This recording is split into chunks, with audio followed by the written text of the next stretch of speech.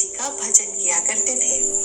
वे प्रभु के रूप चिंतन में इतने डूबे रहते थे कि उन्हें स्वयं के शरीर का भी होश नहीं रहता था।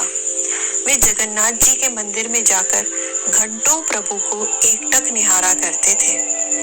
एक बार माधवदास जी को अतिसार का रोग हो गया, अर्थात उन्हें लूज मोशंस होने लगे।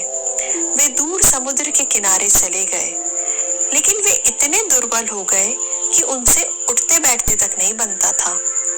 तब जगन्नाथ जी स्वयं ही सेवक बनकर माधवदास जी की सेवा करने आने लगे। अतिसार के रोग के कारण जब जब माधवदास जी को जल की जरूरत होती, तब तब प्रभु स्वयं जल का पात्र लेकर माधवदास जी के पास खड़े रहते। एक दिन तो प्रभु ने स्वयं अपने हाथों से माधवदास जी के मल भरे शरीर को साफ किया।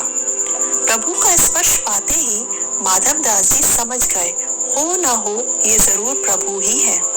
तब माधवदास जी ने कहा, प्रभु आप मेरे लिए इतना कष्ट क्यों उठा रहे हैं?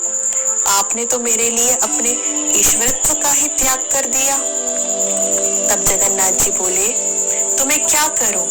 मेरे से भक्तों का कष्ट देखा नहीं जाता। तब माधवदास जी बोले, प्रभु तो आप मेरी इस पीड़ा को दूर क्यों नहीं कर देते? तब प्रभु ने कहा, तुम तो जानते हो प्रारब्ध तो भोगने से ही नष्ट होते हैं, इसीलिए मैं स्वयं सेवा करके अपने भक्तों से प्रारब्ध का भोग करवाता हूँ। इतना कहकर प्रभु अंतर्ध्यान हो गए। प्रभु का दर्शन और स्पर्श पाकर माधवदास जी की पीड़ा देखते देखते ही दूर हो गई। इसके बाद माधवदास जी ने जगन्नाथपुरी में रहकर नई नई काव्य रचनाएं की और भक्ति का प्रचार किया। इसीलिए संत जन हमेशा यही कहते हैं कि जिस प्रकार नवजात शिशु ये नहीं समझ सकता कि उसकी माँ उसे कितना प्रेम करती है, उसी प्रकार हम भी ये नहीं समझ सकते कि प्रभु हमें कितना प्रेम करते हैं। जय जय श्री राधे।